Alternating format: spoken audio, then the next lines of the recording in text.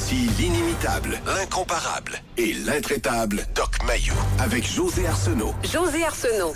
Cette émission s'adresse à un public averti. Au réseau Cogeco, vous écoutez Doc Mayou et José. Doc Mayou et José Arsenault. Avec le Doc et José Arsenault. Bonjour, bienvenue dans l'émission Le Doc Mayou et José. Doc, bonjour. Bon matin, José. C'est le genre de sujet que j'aime tellement traiter, celui qu'on va aborder aujourd'hui. Oui. On part d'une nouvelle triste qui a fait vraiment le tour des médias, avec raison. Derek Aucoin, qui l'ancien lanceur des Expos de Montréal, qui est également, il travaille pour Cogeco aussi, à Montréal, au sport, analyste aussi de la chaîne TVA Sport. Bref, il a révélé qu'il était atteint d'un cancer du cerveau, le glioblastome multiforme.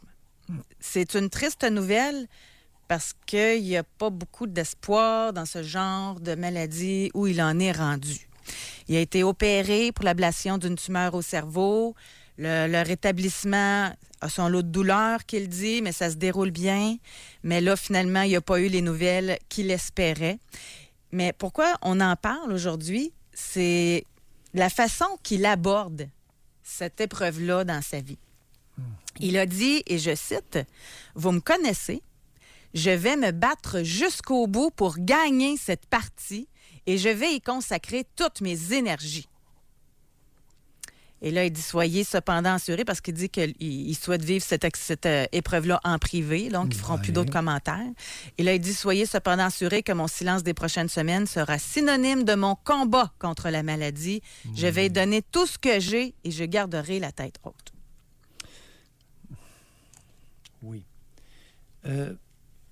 Chers auditeurs, avec tout le respect qu'on doit à Derek Aucoin dans sa présente épreuve, je ne crois pas qu'il faille se battre contre un cancer. Bon. Il m'apparaît beaucoup plus thérapeutique de favoriser les éléments de contrôle du cancer ou de guérison. Alors, mais je suis contente, parce que c'est drôle, à Québec, là, pendant que je présentais le sujet, je disais que moi, je me reconnaissais là-dedans, dans cette approche-là. Il me semble que moi aussi, ça sera de même. Je vais me battre, je vais donner mon énergie. Puis je disais qu'il y en a d'autres qui ne conseillent pas ça du tout, puis vous en faites partie, puis on ne s'était même pas parlé. Ouais. Vous êtes plus pour l'acceptation de la situation, vivre ça sereinement? Non, pas accepter. Pas accepter la mort. C'est quoi? Favoriser les facteurs qui vont mener à un meilleur contrôle ou à une guérison. Favoriser. Et il arrive parfois qu'il y ait des éléments qu'on peut favoriser. Exemple, diminuer les facteurs de stress. Demander à l'entourage d'assumer les responsabilités qu'on ne peut pas assumer ou qui vont nous demander beaucoup d'énergie. Le repos, la quiétude, la diminution des stress de la vie quotidienne sont autant de facteurs favorables. Mais un n'empêche pas l'autre. Moi, je pense que c'est plus... Quand je parlais le combat, là, je voyais pas ça physiquement, là. Moi, comment je le vois, c'est que tu peux favoriser exactement ce que vous avez dit, mais avec l'attitude de « je garde la tête haute, je ne baisse pas les bras ». Juste là-dessus, on pourrait faire un sujet en passant, comment la maladie est abordée. Ou bien, on peut l'élargir à notre sujet d'aujourd'hui, comment vous abordez des épreuves ou quoi que ce soit, là.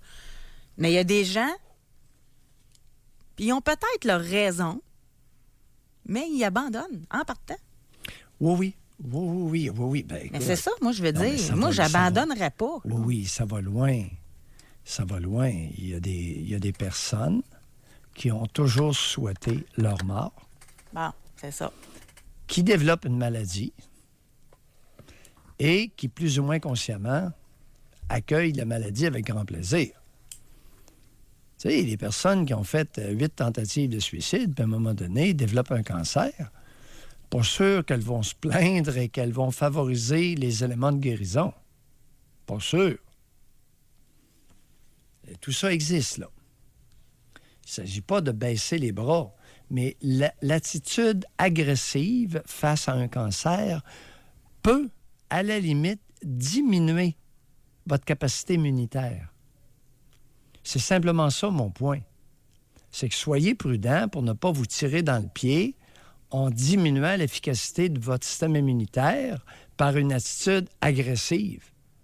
Bon, si vous vous répétez 25 fois par jour, je vais le vaincre, puis je vais le vaincre, puis je vais me battre, puis... Non, wow. On se calme, on se repose, on suit bien les traitements proposés lorsqu'il y en a. Moi, je comprends votre point.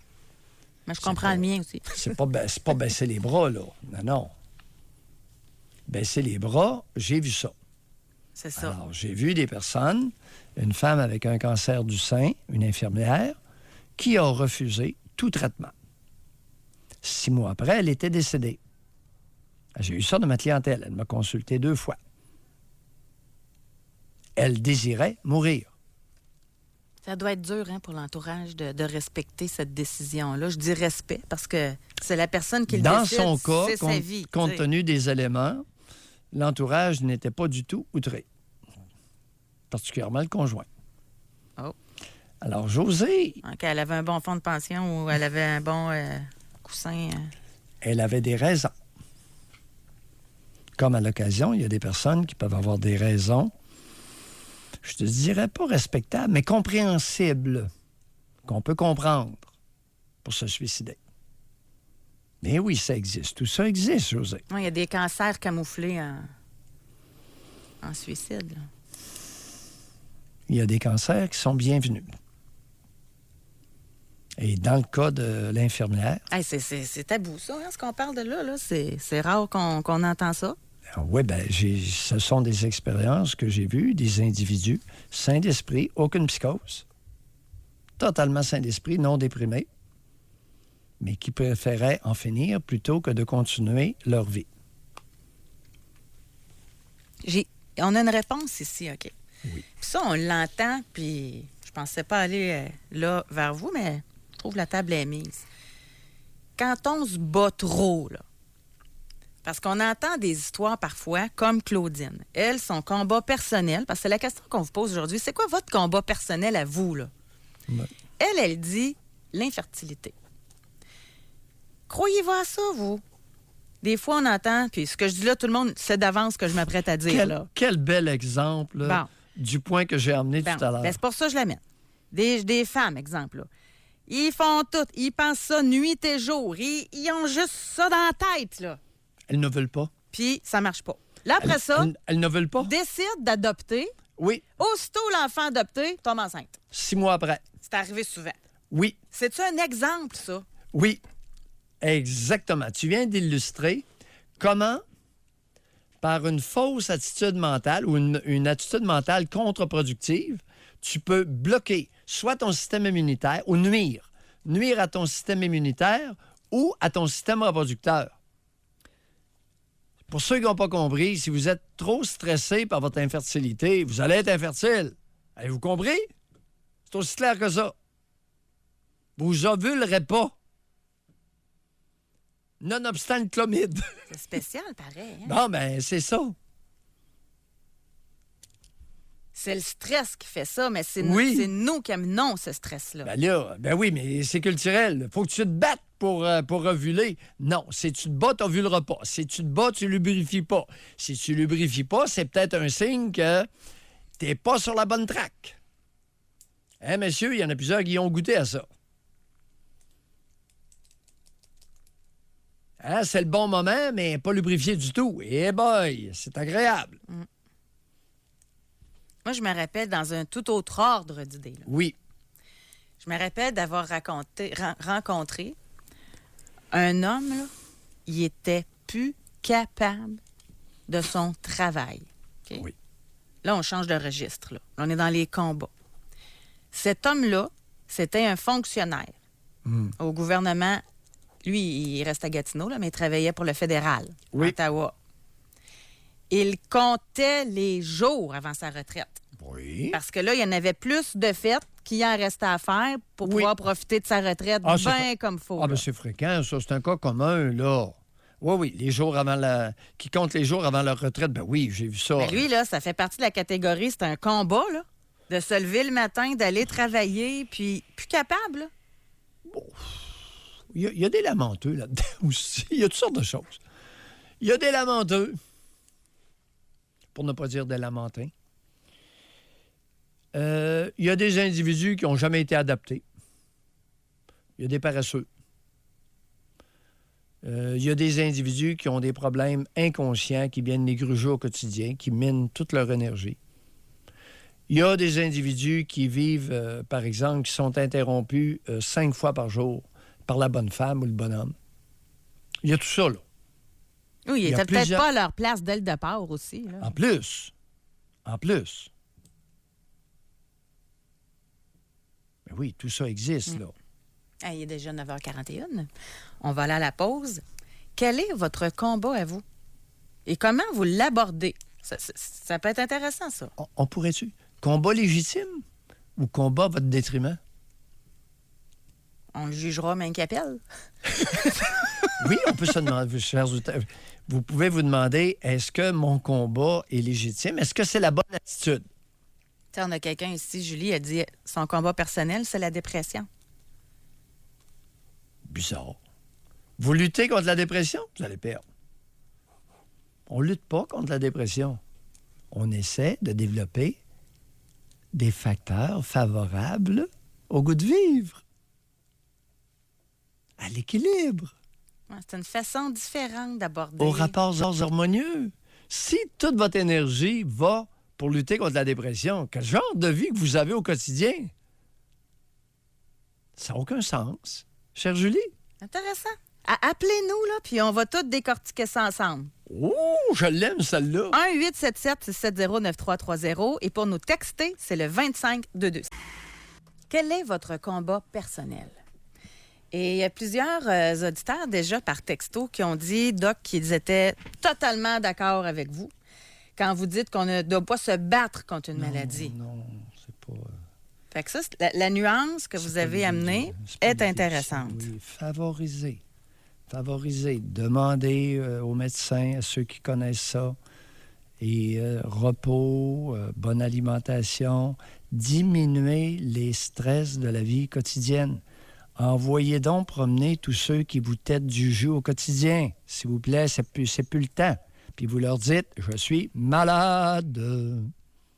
Il y a quelqu'un qui nous a écrit pour Parce faire qu'au suite, Québec, sa tête au quotidien, vous n'avez même pas idée. Quand vous avez dit qu'il y en a qui accueillent même favorablement un diagnostic du cancer. Là. Oui, allons-y, on va avoir des confidences. On a Linda du Saguenay.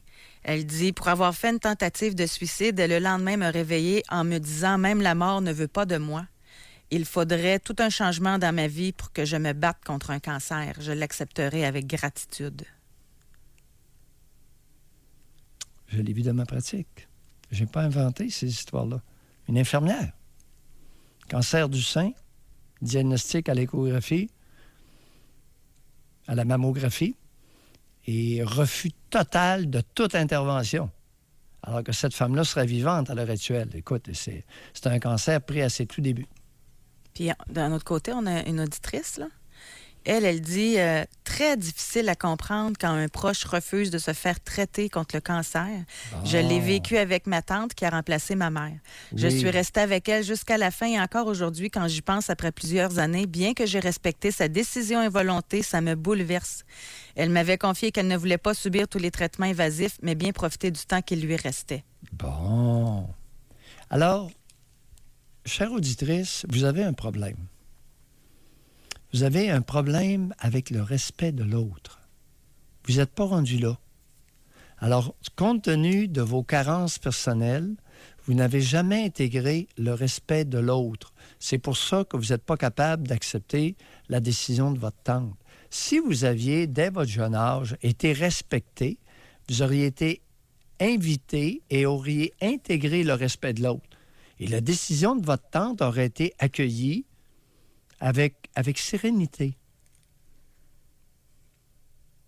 Ça doit prendre un petit 2 minutes, par exemple. Là. entre d'accepter puis d'y aller vers la sérénité. Très facile avec le respect de l'autre. Ouais, je le comprends. Je le comprends Oui. en théorie.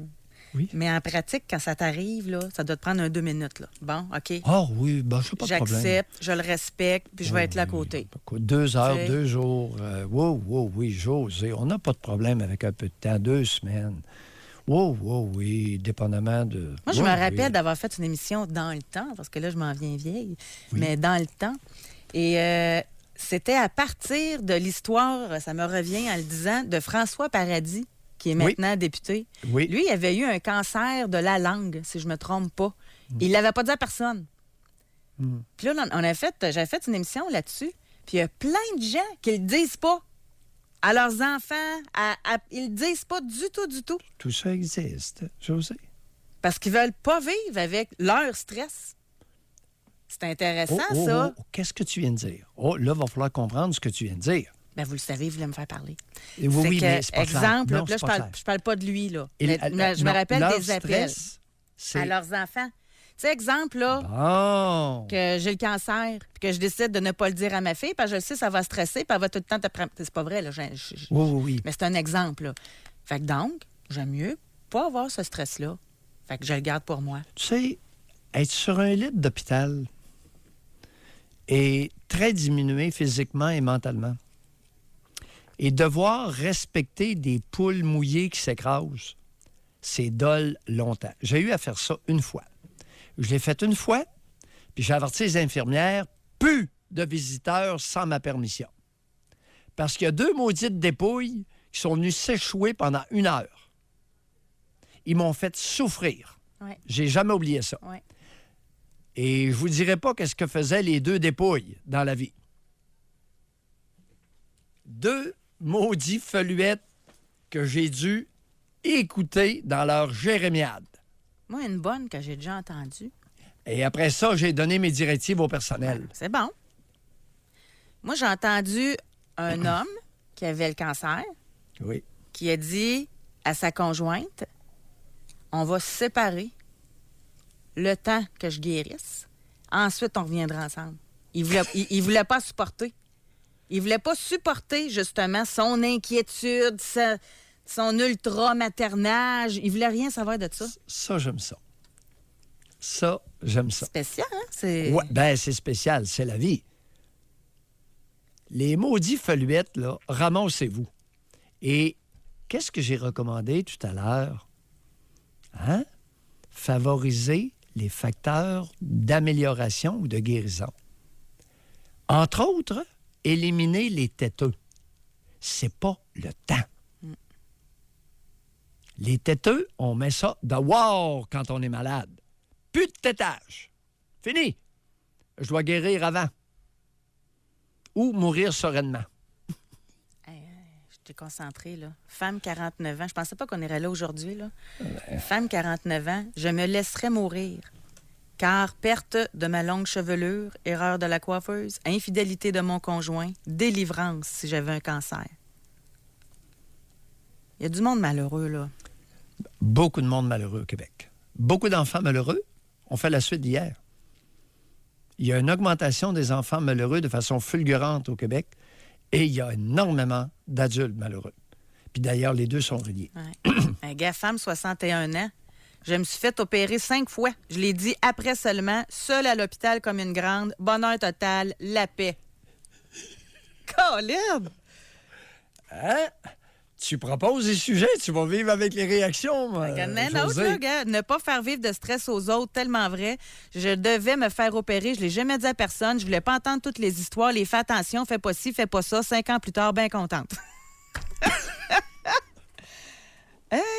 T'en prends pour ton rhume ce matin? Mais je trouve ça hot, sérieusement. Merci de l'écrire. Ben oui, ça existe. Hey! Au Québec, on est farci de têteux. Et lorsqu'on est malade, le pire, c'est de garder un têteux près de soi. Vous allez vous en rappeler jusqu'à votre mort. Ah non, les 2 maudits qui m'ont fait souffrir 1 heure de temps, tu peux être sûr que j'ai réglé le problème. C'est sûr, là. Hey, 1 heure. 1 heure, quand t'es diminué, là, c'est long. Et ça m'avait ça m'était apparu comme une éternité. Maudit que j'avais trouvé ça long. C'est juste 1 heure. Celle-là, là, on a besoin de vous. Là. Il se nomme, là, en tout cas. Okay. Peu importe. Bonjour, moi, je dois me battre au quotidien contre moi-même depuis 1 mois. Oui. Pour vaincre ma soif de me faire justice moi-même.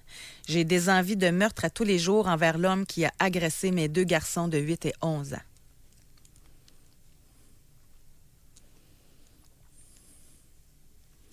Sans commentaire. C'est un gros combat. Il y en a même un jeune homme, là, on revient à notre registre de tantôt, là. Homme 28. J'ai été hospitalisé 19 fois et chaque fois, lorsque je n'ai pas de visite de ma mère, je me sens en vacances. Je pensais vraiment pas à aller là. Si vous voulez des confidences. Et que j'aime ça. vas En en passant, avoir. le combat qui revient le plus souvent, c'est le poids. Ça, là, puis en plus, un matin, je ne sais pas si vous avez vu dans Le Devoir, là, l'obésité abdominale, là, ça a doublé. Là. Bon. C'est incroyable. J'ai une mauvaise nouvelle pour vous autres. Si vous vous battez contre votre poids, vous allez perdre. Alors, c'est l'attitude la moins productive qui existe. On ne se bat pas contre soi. On favorise certains facteurs. Moi, j'ai vu de quoi, en passant, de par cette expérience-là, par rapport au poids. Le plus grand stress du monde, ça vous sait quoi? Non? La balance. La balance, la maudite balance. Est-ce que tu savais que j'en ai une à mon bureau? Et dès que je vois une femme qui a la phobie de la balance, je la fais embarquer dessus. Est-ce que tu savais ça? Non, ils n'ont pas phobie, ils sont tout le temps dessus. Non. C'est ça l'affaire. Non. Non, t'as pas idée. Là, je vais parler de ce que je connais, là. T'as pas idée du nombre de femmes qui n'ont pas de balance chez elles. Ben oui, grand bien leur face, comme dirait un Non. psychiatre connu. Non. Mais moi, là, avec ceux et celles qui veulent perdre du poids, là, OK? Puis là, gars, je vais le dire, là, sur le groupe Vive le Bacon, on est 25 000. On est rendu là. La maudite balance, c'est ça qui revient le plus. Non. Puis là, aussitôt... Bienvenue la balance. Aussitôt que tu dis... Lâche la balance. Pèse-toi pas pendant 1 semaine, pendant 2 semaines. Le stress baisse. Non. Puis là, ça recommence tranquillement vers le processus. José, 1 fois par semaine, le lundi matin à jeun. Bien, je suis d'accord avec vous. Bon. Mais eux autres, c'est 3 fois par jour qu'ils se pèsent. José, il y a des raisons. La recommandation, c'est 1 fois par semaine, lundi matin, à jeun. Yeah, femme, puis après le pépé. Femme 41. On se donne toutes les chances. Femme 41, je me pèse 2 fois par jour. Je vous le dis, Doc. Ça donne rien. Ben, je sais que ça donne rien. Ça fait monter le taux de cortisol, puis le taux de cortisol empêche la perte de poids. Pourquoi? Qu'est-ce que j'ai dit tout à l'heure? Ne pas combattre, ne pas se battre contre son poids?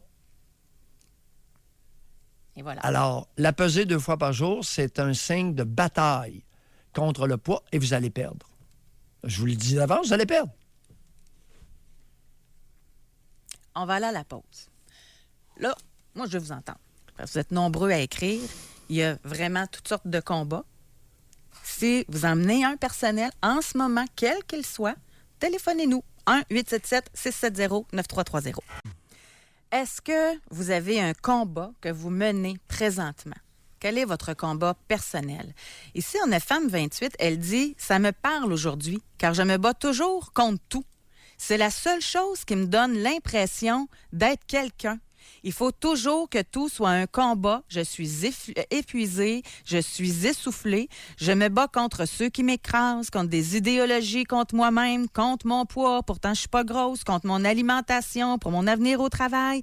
On me dit toujours que mon attitude avec mon entourage n'est pas bonne, mais c'est tout ce que je connais et qui me donne la sensation d'être forte. » Madame, est-ce que vous pourriez axer votre combat contre la bonne personne? Vous vous battez contre tout au lieu de vous battre contre votre ennemi numéro 1 et l'ennemi numéro 2. Appelez-nous donc. Oui. Femme 28. Appelez-nous. Ouais. Je pense que ça va être très bénéfique. Beaucoup de monde qui se battent contre tout, excepté contre ce qui leur nuit vraiment. Et ça conduit nécessairement à l'épuisement professionnel. En ligne directe, à court terme. OK, fait que vous allez droit au but, là. Épuisement professionnel, viens dans mon bureau, on va aller voir c'est qui te nuit en premier lieu, là. On a ici Homme 37. Je dois combattre ma toxicomanie, la cocaïne, quotidiennement. Je m'organise pour travailler beaucoup, 70 heures par semaine comme camionneur, pour entre autres m'occuper l'esprit, combattre l'ennui, parce que c'est lorsque celui-ci s'installe que je deviens très à risque. Combattre l'ennui et les ennuyeux. Oubliez-les pas.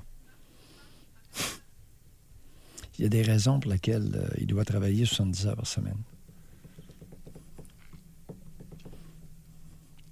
Il y a du monde ennuyeux, des têteux d'énergie, ça n'a pas de bon sens dans la nation canadienne-française. Il y a beaucoup d'adultes qui n'ont aucune dignité, aucune fierté.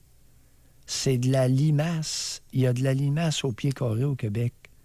C'est incroyable. Fait que là, vous êtes en train de nous dire qu'il y en a qui accueillent un cancer avec gratitude parce que ça fait leur affaire de cesser de vivre. Et vous êtes en train de nous dire qu'il y en a qui travaillent des heures de fou pour fuir les ennuyeux. Ouais. Les ennuyants, les ennuyeux et les têteux. Sa tête au Québec, solide. Et ça commence pas à têter à 60 ans, j'aime autant te le dire. Ça commence à têter à 16 ans. Il y a du têtage à 15-16 ans solide. Mais ça, ce monde-là, là, encore là, ça vient d'où? Du monde têteux de même, du monde ennuyeux, du monde gosseux? Culturel, mauvaise... Les plaignards, c'est-tu le genre de modèle qu'ils ont? Ça peut être inné ou acquis. Et dans l'acquis, ben, tu as la culture, tu sais, la culture du têtage, principalement chez les femmes. Les femmes se têtent entre elles, elles se cannibalisent entre elles. C'est dégueulasse. Dégoûtant. Ça se tête entre eux autres. Les hommes, un peu moins. Eux, ils prennent le joint, puis ils têtent le magot, ils têtent le joint. Ici, on a une femme. Elle dit « Mon combat est de cesser de me mutiler. Je le fais depuis que j'ai 5 ans, j'en ai 33. Parfois, je réussis à arrêter une courte période de temps et dès que je vis du stress, c'est plus fort que moi, je dois le faire. J'ai suivi une thérapie d'1 an pour ce problème, mais je sens que j'échoue à chaque fois. » Ben oui. Mauvaise attitude. On se bat pas contre soi. On va perdre. L'inconscient est plus fort que le conscient chez la vaste majorité des adultes. Alors, il s'agit, dans les cas de mutilation, de remonter à l'origine. Votre thérapeute d'1 an, là, ça n'a rien donné. Qu'est-ce qui s'est passé à 5 ans? Bon. Oui, remonter à l'origine du mal, tranquillement. Voir les choses telles comme elles furent à 5 ans. Ça va faire mal, mais ça pourrait avoir un effet bénéfique sur la mutilation. Petite question pour revenir sur le têtage. Oui. Oui. Quelqu'un veut savoir c'est quoi du têtage, si vous avez des exemples à donner. Non. Bien, en passant, si vous le savez pas, tant mieux, c'est que vous ne vous faites pas têter parce que vous le sauriez. Exactement. Les lamenteux, ceux qui se lamentent tout le temps. Pas capable d'avoir une conversation 5 minutes, il faut que ça dure 30 minutes au téléphone. Tout. La bonne femme qui appelle 8 fois par jour. La bonne femme qui appelle 8 fois par jour. Bon, lui, il a tout qu'un combat, là. Il faut qu'il arrête d'écouter notre émission pour être plus productif au travail. Ça, c'est intéressant. Parce qu'il se pourrait que d'écouter notre émission, si ça peut améliorer son intériorité, pourrait le rendre à court terme plus productif au travail. Oui, l'effet... Il faut faire attention, là. Ouais. Ici, on a femme 29 ans. Pendant ma dépression, mes parents me mettaient de la pression et m'imposaient leur réaction émotive au lieu de me supporter lorsque j'en avais besoin. J'ai regretté de leur en avoir parlé. Ça a été plus nuisant qu'autre chose. Merci. Exactement. C'est l'essentiel de mon propos. Et c'est tellement fréquent. Alors, il y a beaucoup de personnes sans aucune force intérieure au Québec, sans aucune colonne vertébrale. Et ces individus-là profitent de la maladie, des faiblesses des autres pour s'échoir, telles de belles grosses limaces. Pour ceux qui n'ont pas compris ce que c'est que des limaces, c'est comme les escargots, là. On a beaucoup aussi, tu vois, on a Femme 38, je me bats toujours contre mon anxiété, mon trouble panique. Semble, Bon. là, ça va pas ensemble, se battre contre l'anxiété, ça doit rajouter à l'anxiété. Voilà. Merci. Voilà. Alors, se battre contre l'anxiété, c'est d'augmenter le niveau de stress qui contribue à l'augmentation de l'anxiété et aux crises de panique. Voilà le plus bel exemple d'attitude contre-productive. Hein?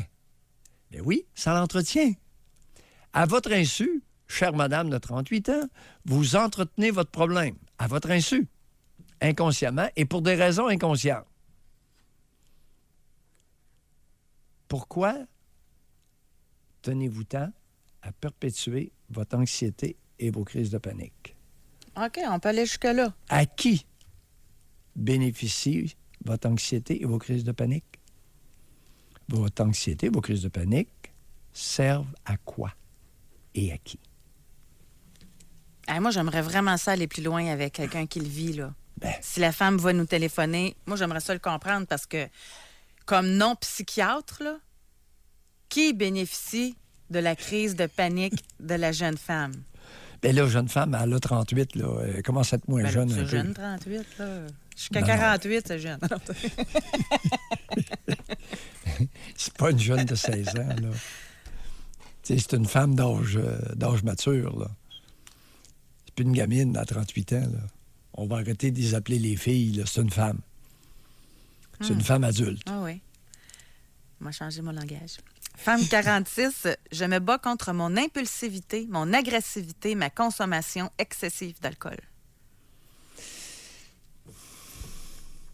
C'est une bataille que, à 46 ans, vous risquez de perdre. Pas la bonne attitude. Ça me surprendrait.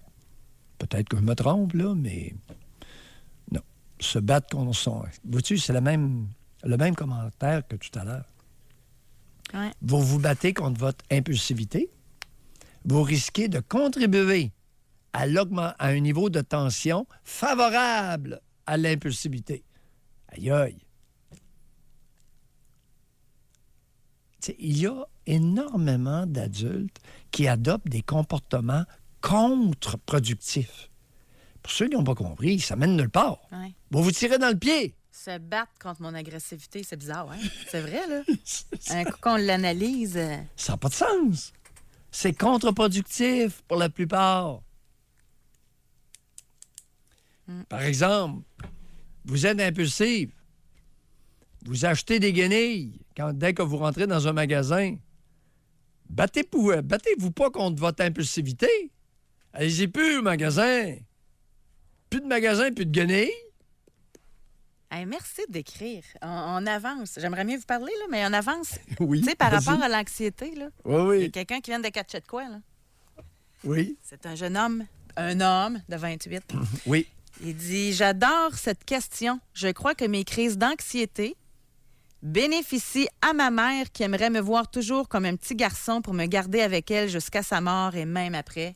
Wow, Doc, merci. » Fait plaisir, camarade.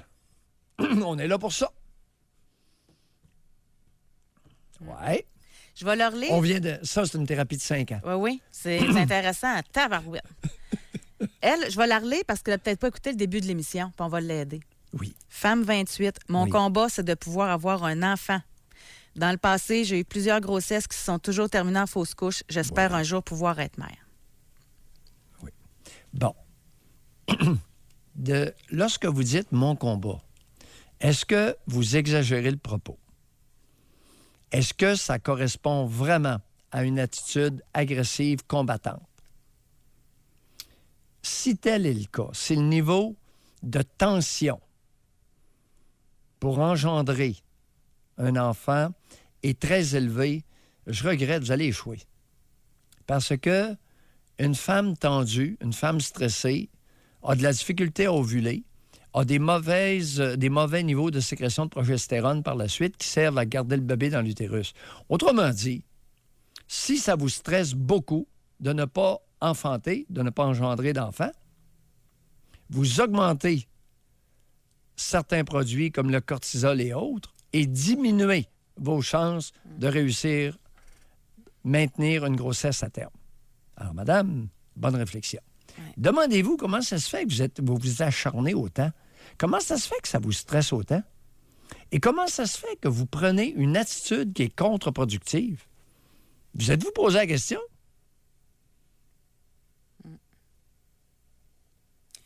Juste avant d'aller à la pause, là, femme, 60 ans, je me bats à vouloir me faire aimer par mon conjoint.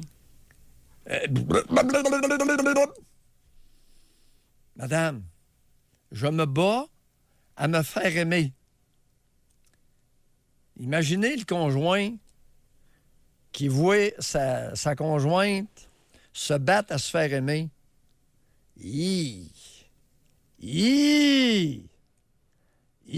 Pas trop ragoûtant. Je me bats à me faire aimer, appelez-nous. Parce que là, c'est le plus bel exemple de se tirer dans le pied solide. Tu sais, le gars, le conjoint, là, qui voit l'autre se battre à se faire aimer. Jusqu'où va-t-elle? On va à la pause. Les lignes sont en train de se remplir. On va enfin parler à du monde. Alors, quel est votre combat personnel? On vous parle au retour de la pause. Jusqu'à 11h, vous écoutez Doc Mayou et José Arsenault. Avec le Doc et José Arsenault. Aujourd'hui, on vous demande quel est votre combat personnel, si vous en avez un. On a tantôt eu une femme de 38 ans qui se bat contre son trouble d'anxiété, de panique. Elle est avec nous. Marie-Ève, bonjour. Bonjour, José. Bonjour, Doc Mayou. Marie-Ève, on vous écoute. Oui, ben c'est ça. Moi, je me bats contre ça depuis 10 ans. Oui, depuis l'âge de 28? Oui, ça a commencé. Moi, j'avais une famille d'accueil de personnes déficientes intellectuelles. J'ai vécu beaucoup de stress. Puis quand j'ai enfin pris des vacances, c'est là que ça s'est comme déclaré. Là. Racontez. Parlez-nous de ces vacances-là. Elles vont être importantes. Je suis allée à Cuba, puis ça s'est bien passé. C'était mon premier voyage en avion. Oui. Puis les 3 premiers jours se sont bien passés. Au bout de 3 jours, j'ai commencé, ça m'a pogné d'un coup sec, là, comme si j'allais m'évanouir. Puis, bref, je me suis ramassée à l'hôpital. Puis, je fais de la haute pression en même temps depuis que j'ai 30 ans. Oui. Puis, je venais d'être diagnostiquée. J'avais des nouveaux médicaments depuis 2 mois. Fait que là, ma pression était haute à l'hôpital. Puis, en même temps, j'étais déshydratée. Puis, en même temps, j'ai fait de l'anxiété. Fait que je me suis vue mourir là-bas, là. Dans ma tête, je revenais pas, là. Oui. Fait que ça a comme resté, ça. Mon anxiété, souvent, aussitôt que je m'éloigne, est-ce que je vais avoir un hôpital proche ou... tu sais, c'est surtout causé par ça, là, mon anxiété. Ouais, aussitôt que je m'éloigne. Oui. Ça vous dit rien? Pardon? Ça vous dit rien, aussitôt que je m'éloigne? Ben non. Regardez, parlez-nous de vos vacances. Pardon? Parlez-nous de vos vacances à Cuba. C'est là que ça a commencé. Il y a quelque chose là. Ben, je sais pas. J'avais du fun. Je comprends pas pourquoi ça m'a pogné là. Oui, ben c'est... Écoutez, parlez-nous du fun que vous aviez. Ben, j'étais détendue.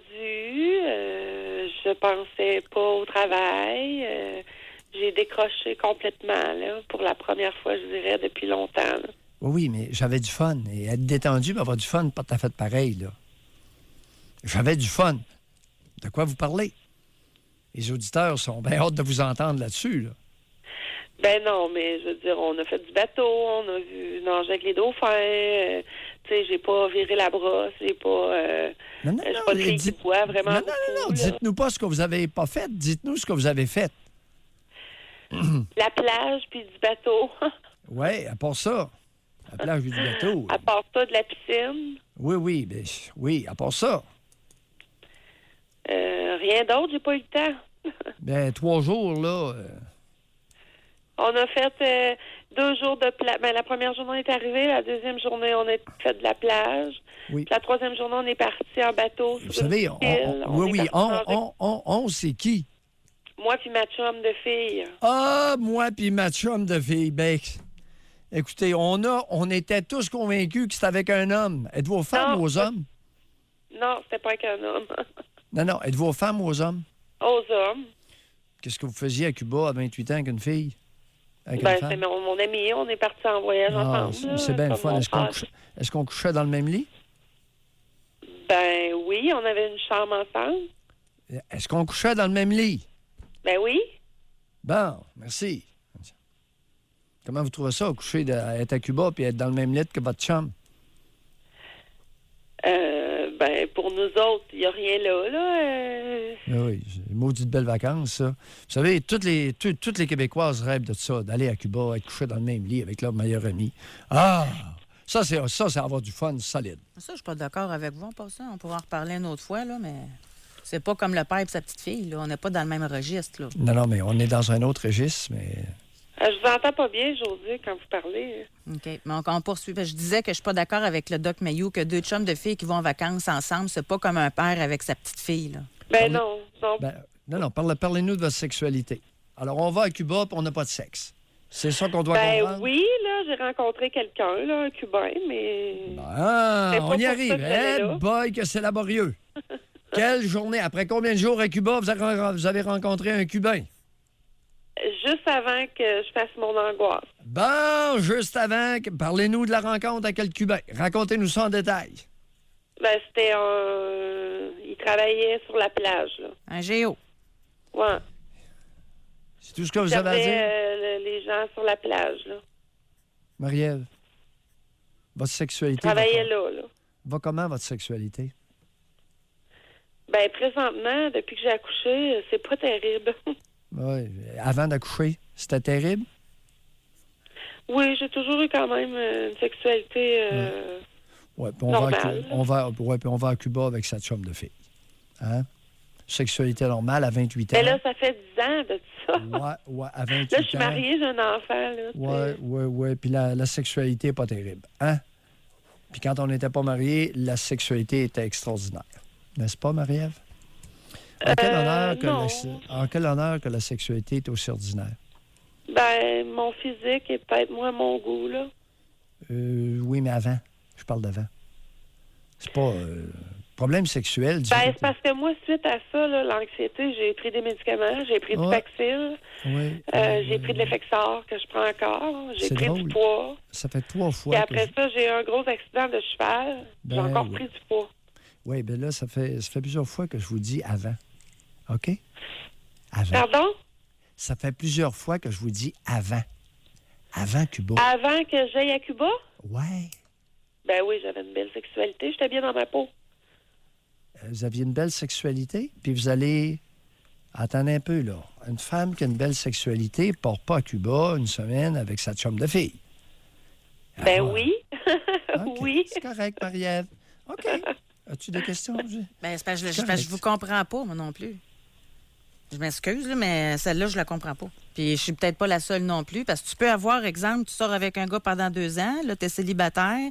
Fait que tu t'empêches-tu d'aller à Cuba parce que t'es célibataire? Oui, pour ramener un point, Josée et Marie-Ève, j'ai 28 ans, puis je décide d'aller passer une semaine avec mon chum de gars. Vous dites quoi?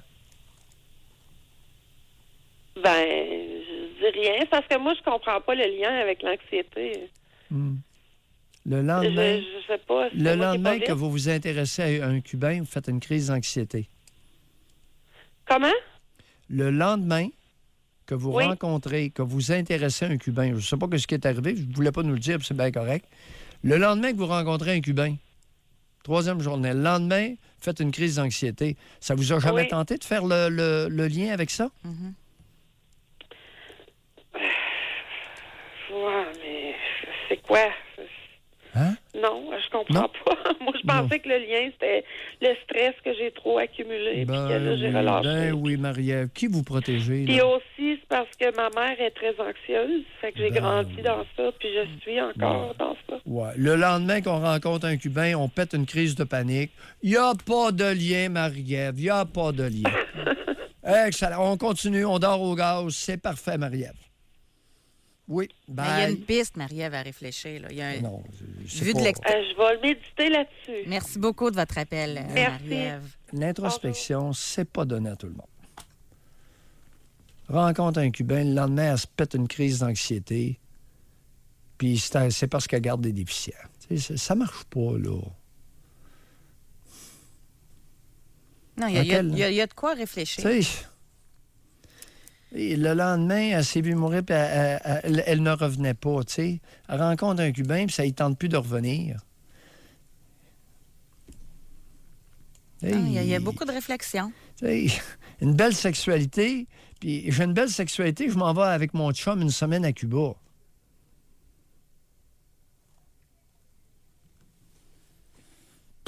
Moi, celle-là, là, parce qu'en passant, je suis pas tout seul à pas comprendre. Là. Il y en a plein qui comprennent pas non plus. Là. Le nombre là, de voyages dans le sud qui se font entre chums de filles, là, il y en a plus qu'un. Là. On s'entend-tu? Puis c'est pas toutes des femmes qui ont des sexualités poches. Là. C'est une opportunité que tu prends d'avoir du plaisir avec quelqu'un que tu estimes puis que tu vas avoir du plaisir ensemble. Quelle est la fréquence des hommes qui vont dans le sud une semaine à Cuba? OK, quelle est la fréquence des hommes qui vont en pêche ensemble, en gars, puis qui couchent dans le même chalet, dans la même chambre? Ça, c'est pas grave. OK. À la chasse, ils sont dans une petite cabane dans le bois, là, perchés dans les airs, à passer la journée ensemble, là. C'est pas pareil. Non? OK. Mais deux femmes, ça, c'est ça, non, ça marche pas. On va te faire la pause là-dessus? Oui. Parfait. On y va de ce pas. Oui, Doc Mayou?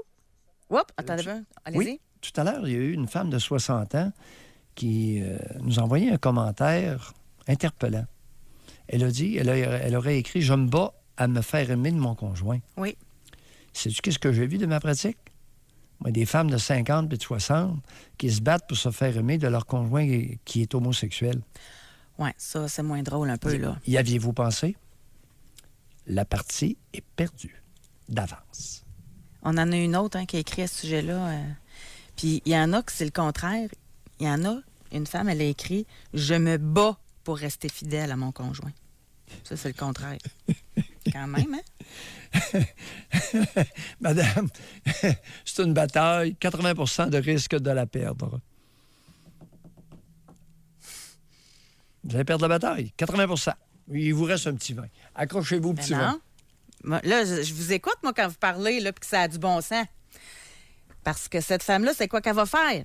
Elle va prendre du poids. Fait que comme ça, elle va être sûre qu'elle se fera pas cruiser. Ouais. Dans combien de pourcentage on voit ça? Ah oui, effectivement. Bon. On va aller parler avec Mathieu, qui a 25 ans. Bonjour, Mathieu. Bonjour. Mathieu, on vous écoute.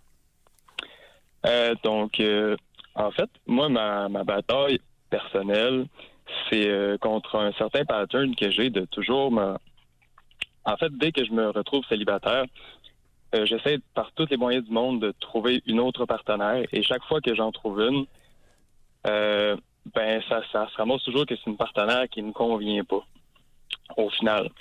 Puis là, j'essaie de poursuivre cette relation-là puis de rester là-dedans malgré que ça me convienne pas. Oui. Puis là, j'essaie je me sens comme angoissé là-dedans parce que je sais rationnellement qu'elle me convient pas, mais je reste là-dedans pareil, dans le but de combler un certain vide. Oui. Alors, vous allez nous dire, cher Mathieu, combien de femmes, avec combien de femmes avez-vous noué une relation qui ne vous convenait pas? À date, à peu près. Ça date depuis l'âge de 15 ans et il y en a au moins eu certains 5 ou 6. Bon, 5-6. Ouais. Alors, dites-nous, en quoi ces femmes-là, depuis l'âge de 15 ans, ne vous convenaient pas? Énumérez les points inacceptables chez ces femmes-là. Chez ma relation qui a duré le plus longtemps, c'est-à-dire, par exemple, ça a duré 2 ans et demi. Oui.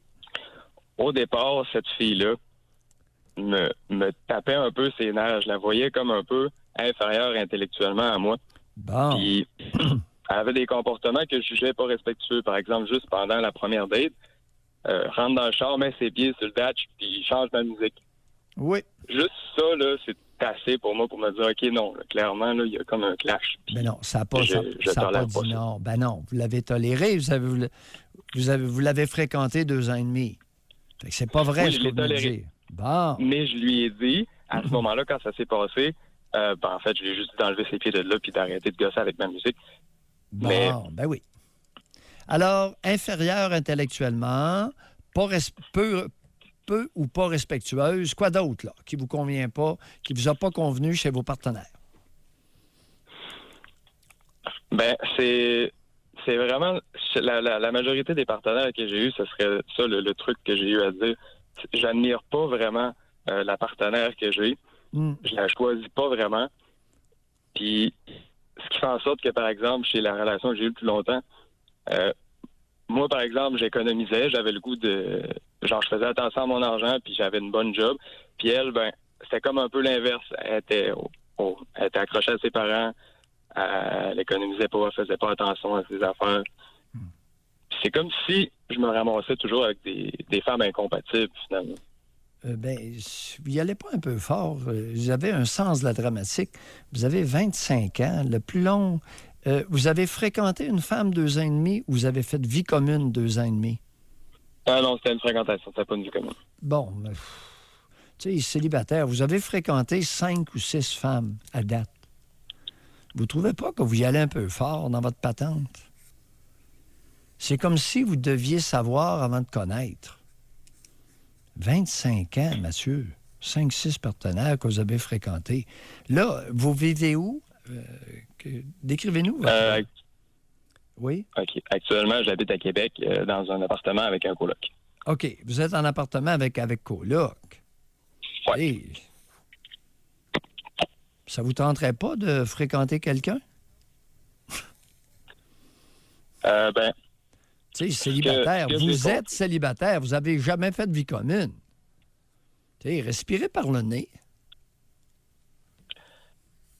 ce que j'ai compris, là, avec le temps puis avec vos émissions, Oui. c'est que j'essayais de combler un vide que je réussis principalement à combler avec des femmes, mais que les femmes avec qui je vais me retrouver, c'est pas des femmes que je vais choisir. C'est-à-dire que ça va être la première qui va passer, qui me donne de l'attention et que je vais trouver belle physiquement, mais pas une femme qui me plaît vraiment. J'ai du mal un peu à dire exactement qu'est-ce qui me plaisait pas, mais c'est pas une femme que je veux choisir, littéralement. C'est vraiment plus pour combler un vide. Et j'ai l'impression que je viens de mettre le doigt sur le vide ces derniers jours. C'est-à-dire?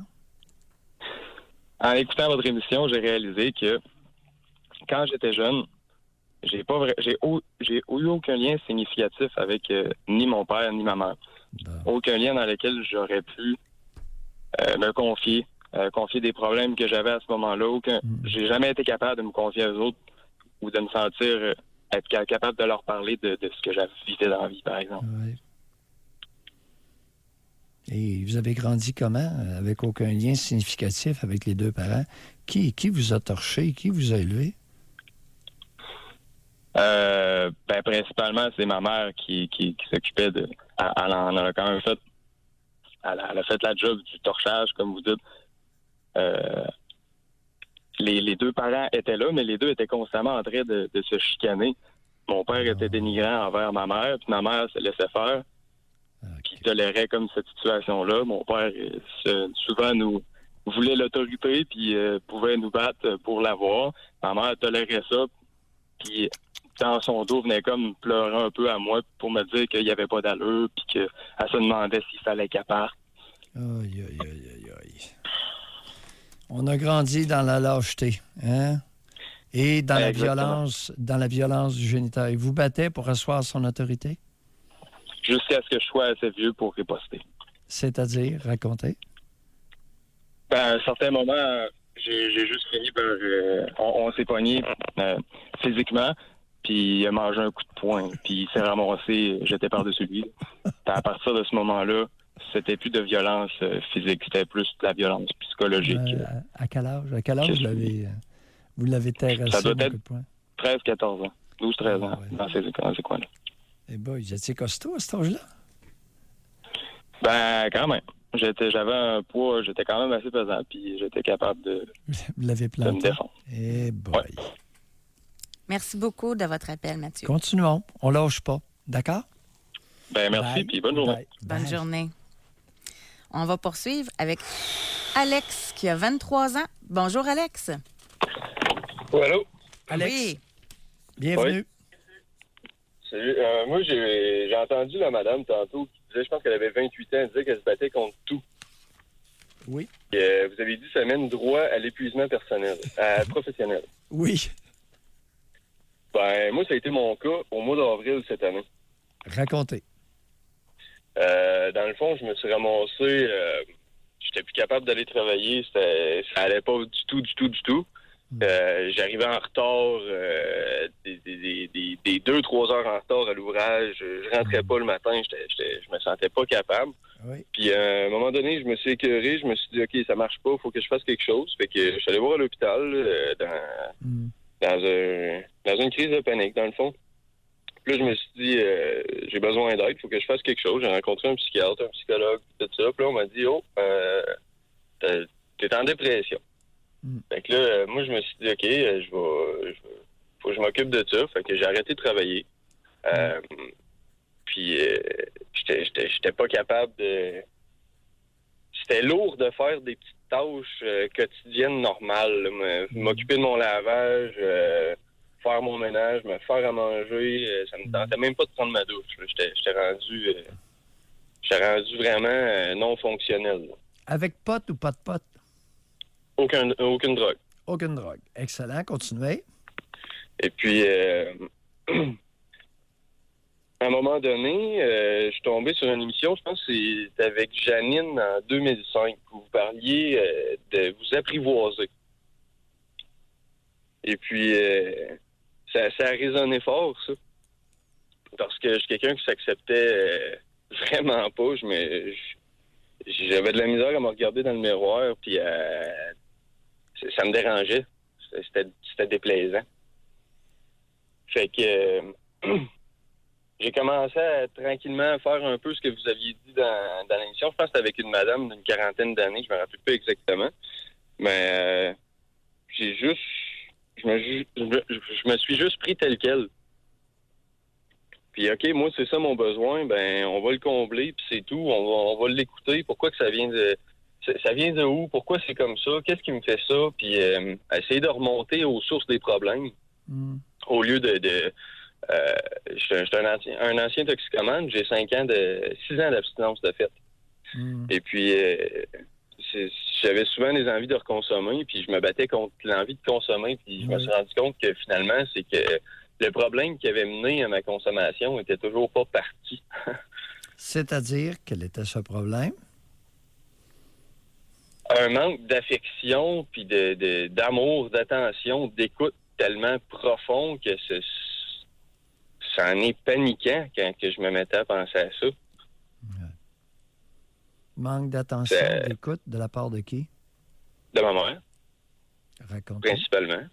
Racontez. Ça, c'est... Je pense que c'est pas la seule. Là. Je suis pas accepté chez nous, mais mes sœurs non plus. On est 3 enfants. Mes sœurs non plus ils servent de moi quasiment comme un punching bag. Là. Lui, on peut le traiter comme on veut, c'est pas trop grave. Là. Il chiale pas, puis on a le droit.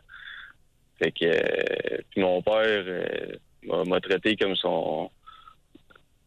Il pouvait tout sortir son stress de la journée sur moi, c'était pas grave. Puis de toute façon, il chialera s'il voudra, il broyera, peu importe. Il fera juste continuer de dire que c'est une marde parce qu'il est pas bon.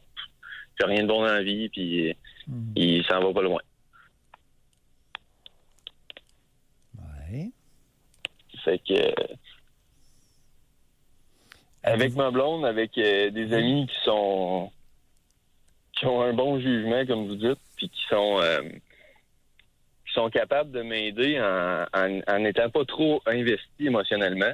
J'ai été capable de voir des façons de m'éloigner de ça, des façons de commencer à voir comment ça m'affecte dans ma vie de tous les jours, puis comment ça m'a affecté avec le temps pour voir où j'aurais des comportements, moi, qui favorisaient qui permettaient ce comportement-là de la part des autres, puis pour pas que ça se répète ailleurs comme avec ces personnes-là.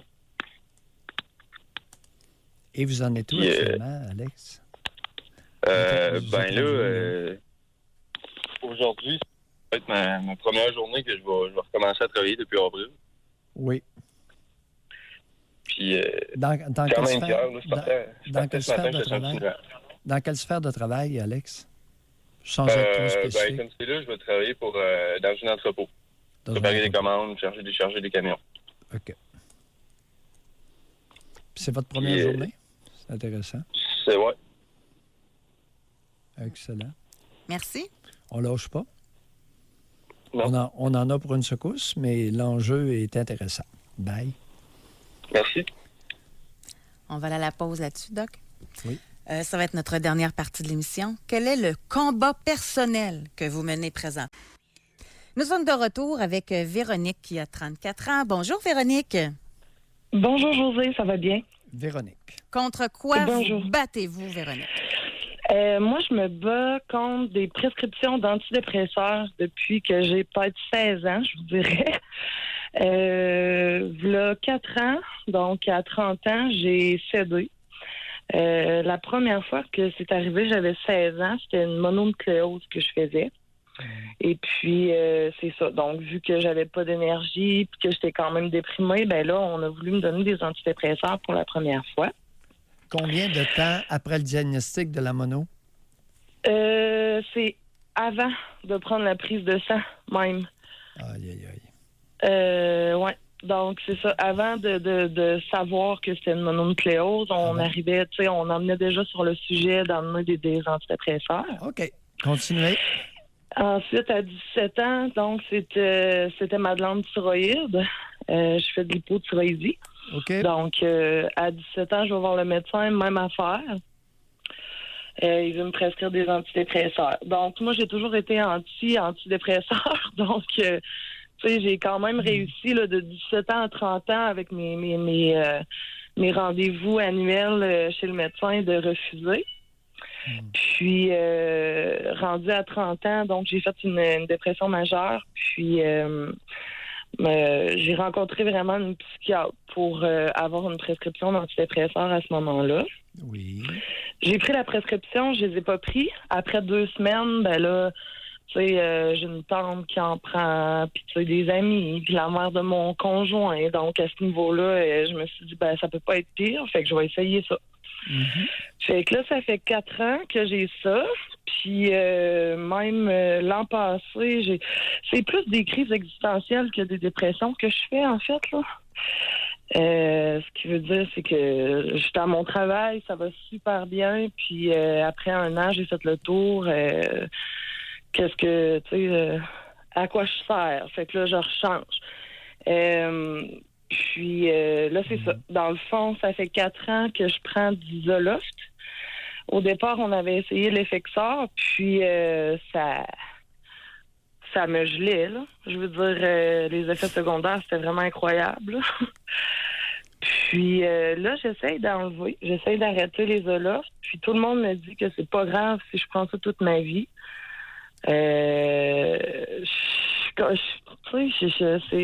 J'ai comme laissé tomber pendant 4 ans, puis là, je veux arrêter. Là, je veux plus en prendre. Est-ce que le Zoloft a eu un effet sur votre poids? Ben, je croyais que non, parce que j'avais aussi du Wellbutrin à un moment donné. Mais oui, absolument. Là, je vous dirais que j'ai pris à peu près 100 livres. Là. Moi, j'ai toujours été quand même grassette. Puis avant que je prenne ce Zoloft-là, j'avais 30 ans, je pesais 175 livres. J'avais jamais pesé ça depuis que j'avais peut-être 11-12 ans. Tu sais, j'ai toujours été grassette. Puis là, ben, j'étais mince. Ça allait super bien. Fait que là, ben, il y avait de quoi qui marchait pas vu que je maigrissais à vue d'œil. Fait qu'il a fallu que je prenne des antidépresseurs pour reprendre mon poids. Non, attendez un peu, là, on est tout mêlé. Non, Là. ben oui. À 30 ans, vous pesiez 175 livres avant d'être mise aux antidépresseurs. Est-ce que Oui. c'est ça que vous avez dit? Oui. Et à 175 livres, vous vous considériez mince? Oui, parce que j'ai jamais, tu sais, dans le fond, moi, j'ai toujours été grassette, là. J'ai commencé à prendre du poids vers 7-8 ans. Par rapport à comment j'étais, oui, je me considérais mince, là. Ben, voyons. Et là, vous pesez combien? 200, pesez 300 livres? Oh, quasiment. Oh, Ça arrête jamais. Ça arrête jamais.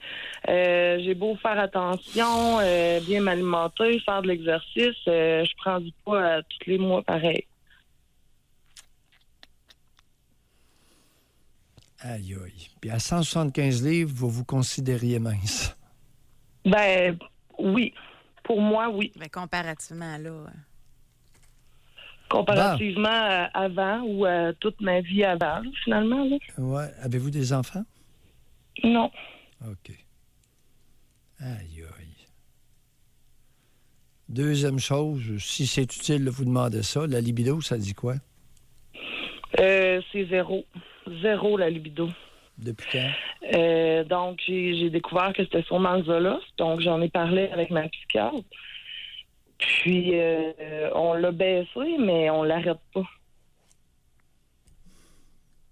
Tu sais, il n'y a comme pas d'éventualité à baisser complètement jusqu'à temps d'arrêter au complet. Et vous avez un conjoint? Oui. Fréquence des relations sexuelles? C'est très peu, je vous dirais. Je pense que ça fait 1 an qu'on n'a pas eu de relation complète.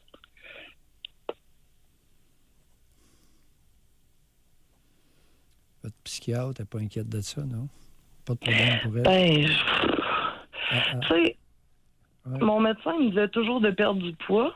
Puis quand j'ai commencé à en prendre, je pense que je vous avais déjà entendu dire ça. Là, quand j'ai commencé à en prendre, il me dit, bon, on va régler le poids après. Mais c'est ça. Fait que, Aïe, aïe. Hypertension, diabète? Ça doit aller ensemble. non. Non, c'est pas encore commencé. Non, ça va bien, ça. Aïe, aïe. Et on appelle ça de la médecine. Véronique. 300 livres, pas de libido. Même que mon médecin de famille, l'année passée, m'a signé que j'étais bipolaire, puis il m'a prescrit du lithium.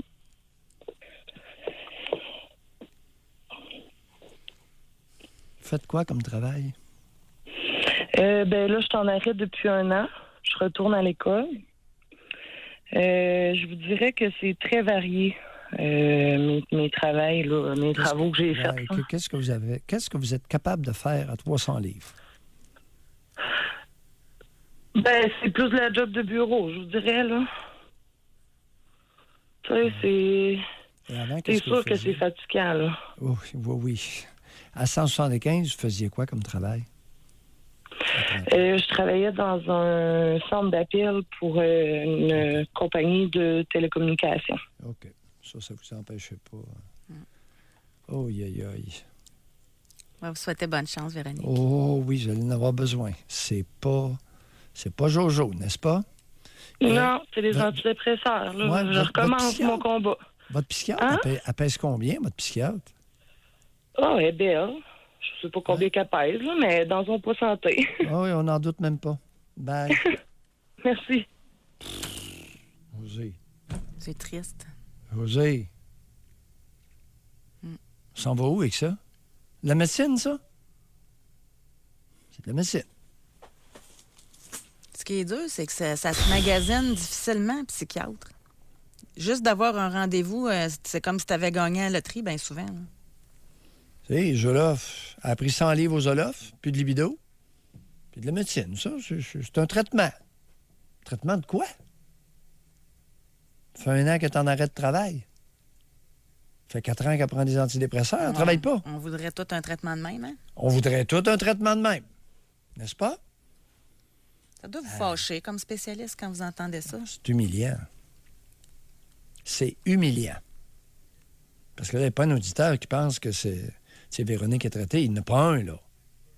100 livres de gain de poids, puis 0 libido, 34 ans, 1 an en arrêt de travail,